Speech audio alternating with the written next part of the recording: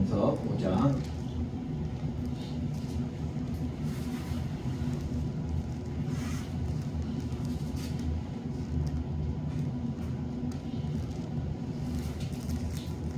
9절부터 봉독하겠습니다. 데살로니가전서 5장 9절부터 봉독하겠습니다.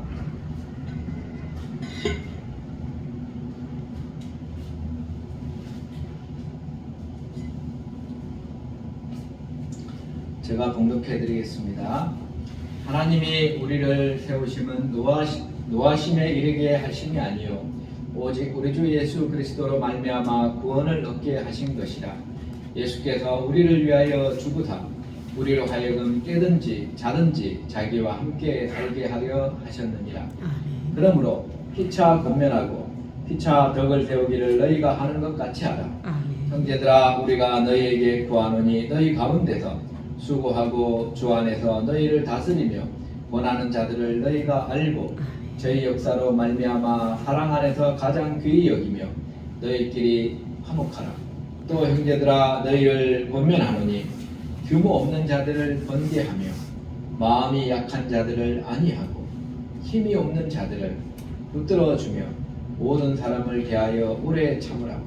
삼가 누가 누구에게든지 악으로 악을 갚지 말게 하고 오직 피차 대하든지 모든 사람을 대하든지 항상 선을 쫓으라.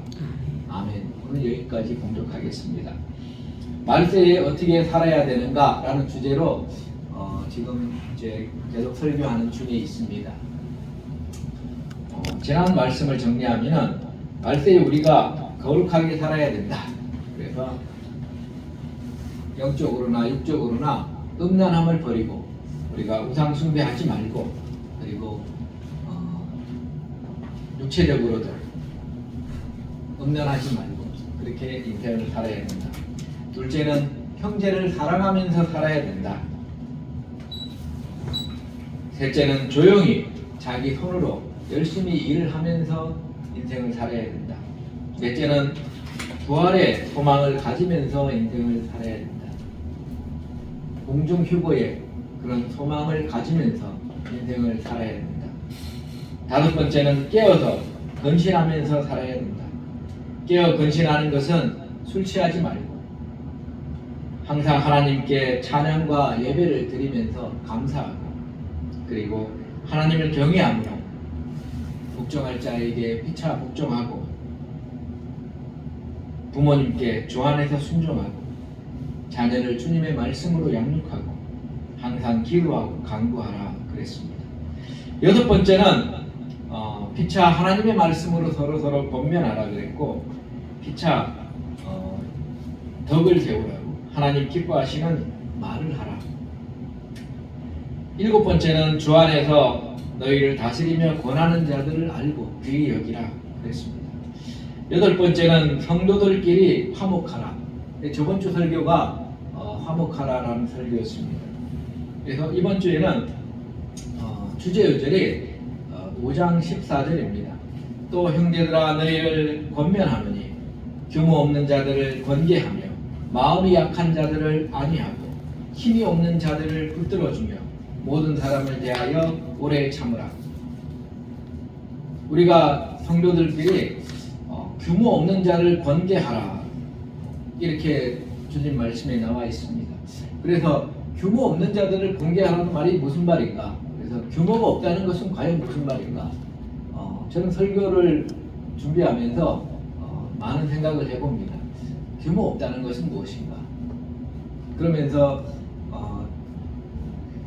우리 한글로 생각하면은 규모가 있어야 된다.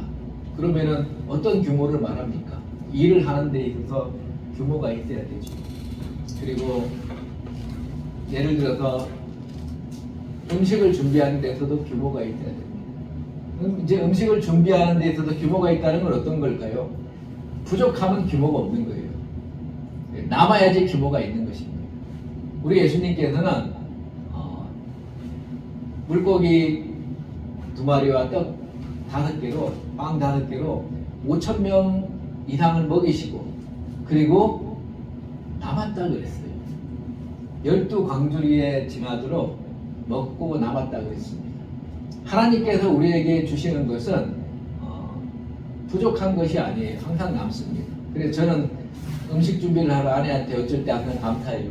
부족해 본 적이 없어요. 항상 남아요. 그래서 뭘 준비해가지고 식단을 하면은 우리가 항상 남아가지고 그렇습니다.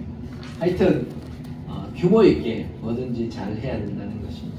그래서 그럼 이 규모 있게 한다는 것이 그런 이야기가 물론 그런 내용도 포함되지요.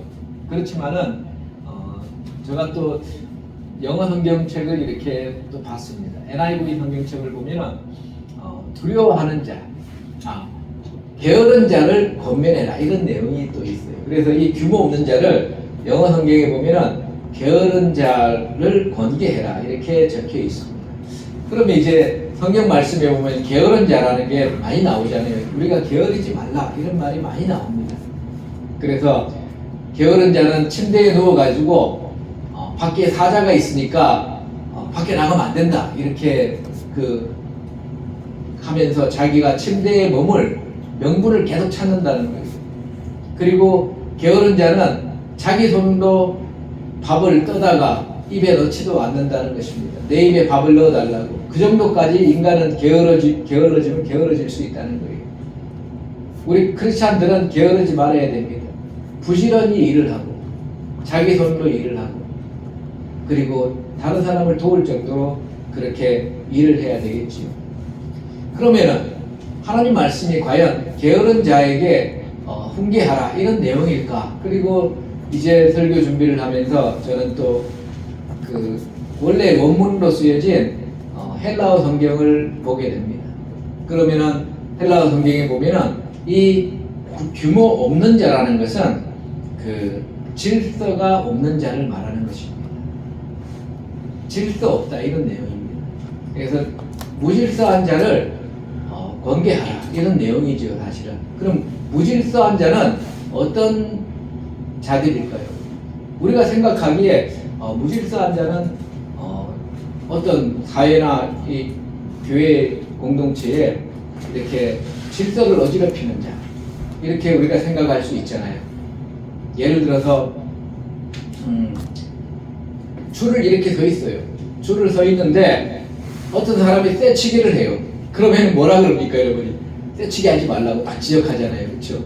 그것처럼 바로 이렇게 뭔가 훈계할 수 있는 그런 것들이 바로 이 성경 말씀에 해당되는 것입니다. 우리가 인생에서 줄을 세우는 거예요. 하나님 말씀이 딱 줄을 세웁니다. 이쪽 줄을 우리가 말씀을 읽다 보면은 이렇게 양쪽으로 벗어나지 말고 이 길로 오라고 하나님께서 줄을 만들어 주세요. 우리 성경에서 말씀하시는 줄은 약간 넓은 줄이 아니고 좀 좁은 줄입니다. 좁은 길과 같아요. 우리 인생에서 보면은 참 좁은 길과 같습니다. 많은 사람들이 술 취하고 놀고 이렇게 하는 것을 좋아하지만은 하나님 말씀에는 술 취하지 말고 하나님께서 이 땅에 오시는 것을 성도들을 구원하러 오시고 악한 자를 심판하시는 것을 기다리면서 그렇게 인생을 살아라라고 주님께서 말씀하시지요. 그러니 우리가 인생을 허틀게 살면 안 되는 거잖아요. 그래서 하나님께서 주신 길은 약간 어떻게 보면은 좀 약간 좁은 길입니다. 그리고 주일날 되면은 다른 사람들은 막 놀러 다니고 자기 하고 싶은 거 하고 그러는데 우리 성도들은 하나님께 예배 드리러 오잖아요. 이제 기쁜 마음으로 하나님께 예배 드리러 오는 사람이 복된 사람인 줄 믿습니다. 그래서 어떻게 보면은 우리가 세상보다는 하나님을 먼저 생각하면서 사는 것이 바로 하나님께서 우리에게 어느 정도 주신 이 길과 같은 거예요. 그래서 어느 정도 이렇게 라인입니다. 줄과 같아요. 그래서 하나님의 라인, 하나님의 줄을 우리가 잘 이 줄을 따라가야 돼요. 하나님의 줄뿐만 아니라 세상 줄도 있지요. 세상에서 정한 여러 가지 규칙들이 있습니다. 아까 제가 떼치기 하지 말라는 것도 세상에서 정한 규칙이에요. 다 줄 서서 있는데 혼자서 딱 떼치기 하면 기분이 안 좋잖아요. 그것과 마찬가지로 성경 말씀에는 떼치게 하지 마라 이런 내용은 없습니다만, 그럼에도 불구하고 우리가 세상에서 살 때에 그렇게 비양심적으로 인생을 사는 사람은 하나님께서 또 싫어하시지요, 당연히. 그래서 그런 어떤 규율 같은 것이 우리 있어요. 그래서 그리고 또 사람마다 또 규율이 있습니다. 사람마다 내가 그어놓은 규율이 있습니다. 초등학교 때 저는 이렇게 책상에 보면은 책상에 지금은 이런 게 있나 없나 모르겠어요. 금이 있어요. 금이 이렇게 책상 딱 둘 가운데 금이 있습니다. 그래서 금을 딱 그어놓고 금 넘어오면 막 때리고 그랬어요. 금 넘어오지 말라고. 물론 이제 그렇게까지는 안 했는데 그런 일이 있었습니다. 지금은 이제 책상에 금 그어놓고 생활하지 않고 1인용 책상으로 학생들마다 다 하나씩 있는데, 옛날에는 2인용 책상이었어요. 지금 이렇게 있는 것처럼 2인용 책상이라서 가운데 금 그어진 책상도 있고, 금이 안 그어져 있는 것은 가보면은 선배들이 앉았는데 막 책상이 파여 있어요. 가운데가 이렇게 금이 그어져 있습니다. 그래서 자기만의 어떤 라인이 있습니다. 나는 이 정도는 용서해 줄 수 있지만은 이것을 넘어서면은 용서해 줄 수 없어 라는 그런 자기만의 라인이 있어요. 근데 모든 그런 규칙과 규율의 근원이 무엇입니까? 근원은 바로 하나님 말씀이에요. 나의 라인을 없애야 됩니다. 나의 금 긋는 것이 내가 생각하는 이 정도다 라는 것을 없애야 돼요. 어디에 맞춰야 됩니까? 하나님 말씀에 맞춰야 돼요. 나는 저 사람이 정말 내 성격상 안 맞아 이렇게 얘기하는 것도 그것도 내 생각이잖아요. 잘못된 거예요. 하나님 생각에서 보면은 전혀 안 그런데 나만 미워하고 있는 것, 그거 잘못된 것입니다. 그것을 없애야 돼요. 여러분 살다 보면은 그런 일들이 보이잖아요. 그럴 때 어떻게 하라고요? 규모 없는 자를 공개해라. 규모 없다는 것은 이렇게 하나님 말씀 밖으로 벗어나려고 하는 자들, 하나님 말씀 밖으로 벗어나서 자기가 잘났다고 얘기하는 사람들, 그렇게 행동하는 사람들. 불신자 같으면은 아무 지장이 없어요. 그렇지만 교회를 다닌다 그러면서 하나님 말씀 밖으로 벗어나는 사람들, 예를 들어서 교회를 다닌다고 하면서 진화론을 믿어요. 뭐 인간이 이렇게 막 원숭이에 진화했다는 것을 믿으면서 그렇게 이야기하는 사람은 번개해 줘야 돼요. 너 그거 잘못됐어 이렇게 얘기하는 게 번개하는 것입니다. 하나님께서 세상을 창조했는데 너는 교회 다니면서 왜 이상하게 진화론 같은 것을 믿고 있어요? 그거 잘못된 거야. 이렇게 얘기해 주는 게 바로 규모 없는 자들을 권계하는 것입니다. 하나님께서 말씀하지 않은 것을 자기 마음대로 그렇게 세상의 시류에 맞춰가지고 이야기하는 건 잘못된 거예요. 오늘날 두 가지 교회 내에는 문제가 있습니다. 첫째는 동성애자들 문제. 동성애자가 막 교회 목회자도 되고 동성애자를 막 이렇게 옹호해주고 동성애자 동성결혼도 시켜주는 그런 교회가 생겨나는 것은 그건 잘못된 거지요. 그건 교회 공동체가 아닌 거예요. 잘못됐다고 얘기를 해주는 것, 그것이 권계하는 것입니다. 그리고 하나님께서 허락하지 않은 여자 목사나 여자 장로를 세우는 것, 하나님께서 성경 말씀에 한 아내의 남편이 목사나 장로가 될 수 있다고 얘기해 줬는데도 불구하고 세상이 바뀌었으니까 여자도 목사가 장로가 되고 그리고 뭐든지 다 할 수 있다고 얘기하면서 얘기하는 기독교인들이 많아요. 여러분 보기보다 잘못됐다고 얘기를 해주는 거예요. 나요근처 뒤에 보면은 여기 지금 2차 아파트가 있는데 미소진 2차 그 뒤에 보면 교회 조그마한 교회가 하나 있어요. 거기 목사님들 모임 있다고 해서 초청받아서 가는데 한 사람이 그런 얘기 하는 거예요. 그래서 그 사람한테 얘기해 줬어요. 하나님 말씀에 한 아내의 남편이 목사가 된다 그랬는데 왜 여자 목사를 자꾸 얘기를 하냐고. 말도 안 되는 얘기 하지 말라고. 이렇게까지 얘기를 해야 될 정도까지 이르는 것입니다. 지금 우리나라가.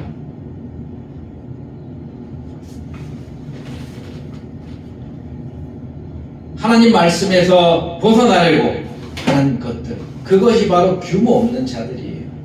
규모 없는 자들을 권계해요. 또 교회 내 공동체에 아주 교회에 도전하는 문제들이 있습니다. 종교 혼합주의자들 문제. 모든 종교를 믿으면 하나님 천국 갈 수 있다는 뜻의 그런 종교 혼합주의를 유엔에서 장려하고 있어요. 가톨릭이 그 운동의 가장 중심부에 서 있습니다. 가톨릭은 올바른 신앙에서 벗어났습니다. 그래서 그들이 벗어나고 난 다음에 사단의 유혹에 따라서 벗어났어요.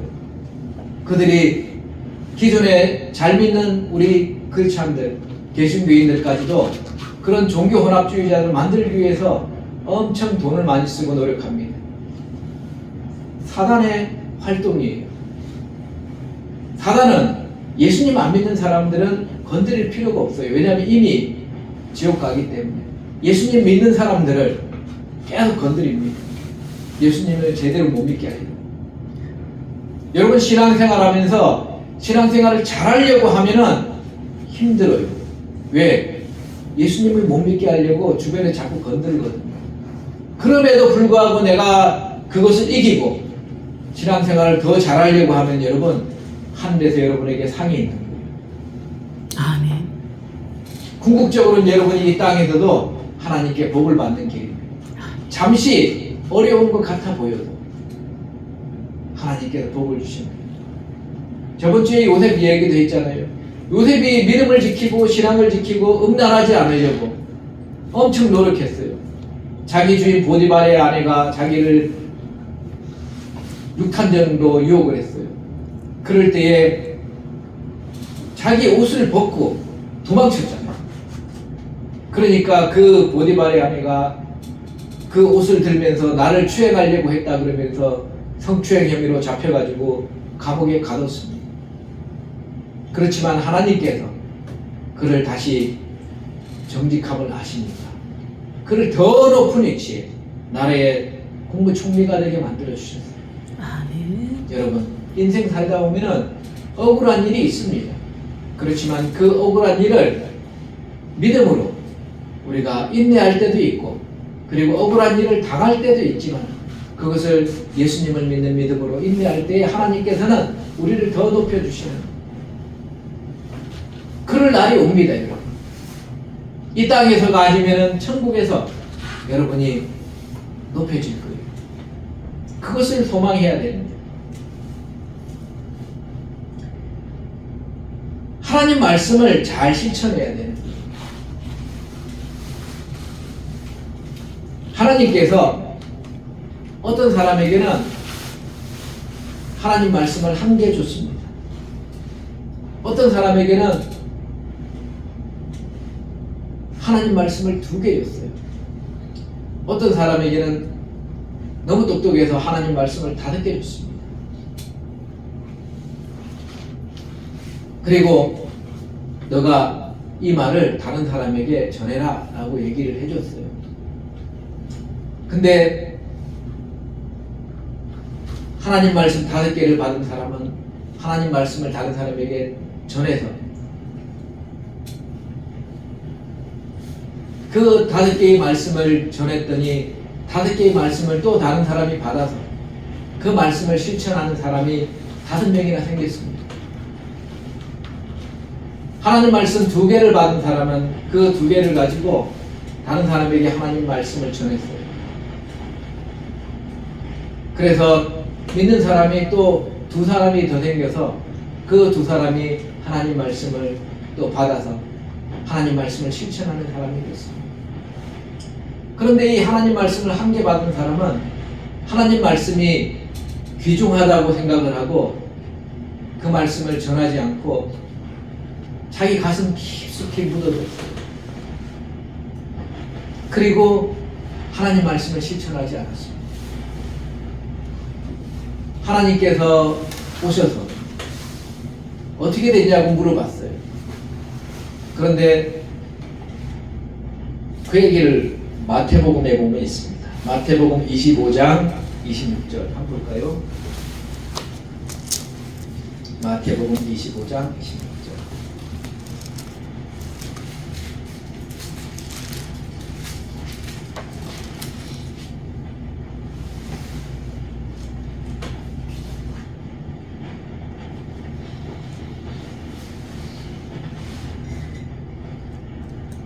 제가 한번 봉독하겠습니다.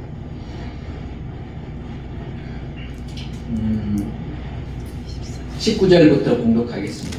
마태복음 25장. 오랜 후에 그 종들의 주인이 돌아와 저희와 회개할 때 5달란트 받았던 자는 5달란트를 더 가지고 와서 가로되 주여 내게 5달란트를 주셨는데 보소서 내가 또 5달란트를 남겼나이다. 그 주인이 이르되 잘하였도다.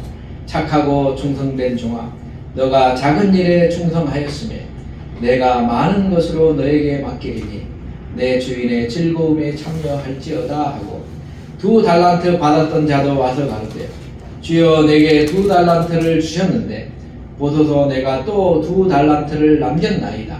그 주인이 이르되 잘하였도다.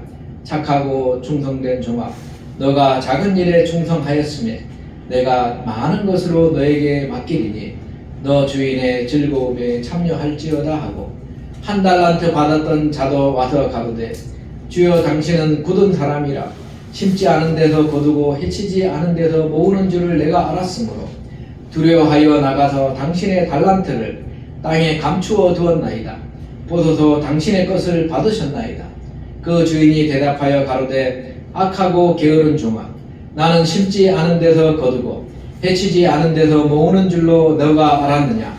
그러면 너가 마땅히 내 돈을 추리하는 자들에게나 두었다가 나로 돌아와서 내 본전과 별일을 받게 할 것이니라 하고 그에게서 그 1달란트를 빼앗아 10달란트 가진 자에게 주어라. 무릇 있는 자는 받아 풍족하게 되고 없는 자는 그 있는 것까지 빼앗기리라. 이 무익한 종을 바깥 어두운 데로 내어 쫓으라.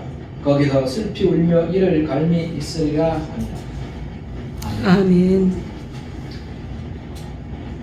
물론 달란트는 재능이라고 할 수도 있지만 이 세상에서 가장 귀한 것은 하나님의 말씀이 바로 1달란트보다 더 귀한 것입니다. 그래서 제가 하나님의 말씀이라고 이야기를 한 거예요. 우리가 하나님의 말씀을 받고 그 말씀을 실천하지도 않고 내 마음속에 묻혀놓고만 있다면 그 사람은 천국 갈 사람이 안 된다는 것입니다. 그렇지만 하나님의 말씀을 실천하고 다른 사람에게 하나님 말씀을 전달하고 내가 전달한 말씀으로 인해서 그 사람이 또 크리스찬이 되고 하나님 말씀을 실천하는 사람이 되면은 주님께서 잘했다고 칭찬하는 거예요. 2달란트 가진 사람을 우리 예수님께 칭찬했잖아요. 하나님께서 말씀을 내게 2개 줬는데 내가 다른 사람에게 복음을 전해서 그 사람이 예수님을 믿고 말씀을 실천하는 사람이 되면은 되는 거예요. 1명도 좋고 2명도 좋아요. 1명도 좋고 2명도 좋습니다. 여러분이 말씀을 전할 수 있는 사람이 누굽니까? 나한테 가장 가까운 사람. 저는 벌써 1명 있잖아요. 저기 아내, 그리고 자녀, 그리고 부모님.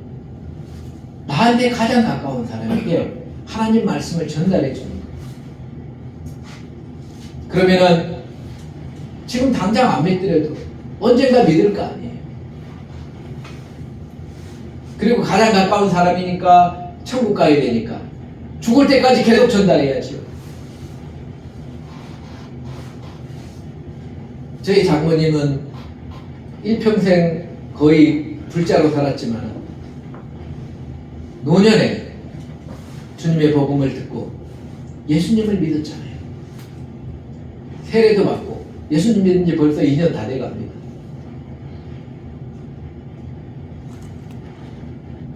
식사할 때마다 기도해요. 저는 그 기도문을 지금도 외우고 있어요. 어떻게 기도하냐면 하나님 아버지 감사합니다. 저는 예수님을 믿고 성공했습니다. 이렇게 식사할 때마다 기도. 치매가 있은 분이신데도 불구하고 예수님을 믿고 성공했다. 여러분, 우리가 하나님 말씀을 받았으면 그 말씀을 실천하고 지키며 살아야 됩니다.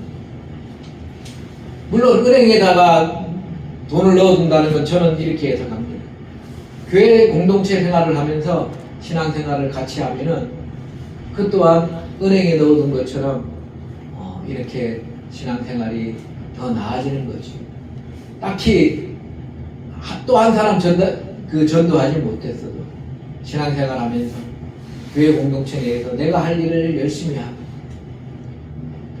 그렇게 신앙생활을 하다 보면은 또 주님께서 그렇게라도 최저 수준에 맞춰서 살아갈 수 있는 거죠. 우리가 규모 없는 자들을 권계해라. 규모 없는 자들은 하나님의 말씀을 그 하나님의 라인이 있어요. 하나님의 라인을 밖으로 넘어가는 자, 그 넘어가는 자들을 권계해 주라라는 것입니다. 능동적으로 넘어가는 자도 권계해야 되지만 이렇게 아무것도 안 하고 예수님을 말씀을 하나님 말씀을 받았지만은 신앙생활도 하지 않고 그리고 교회도 안 나가고 그리고 말씀을 실천하지도 않고 그런 사람은 천국 갈 사람이 아니라는 것을 오늘 또 얘기를 해주는 거예요.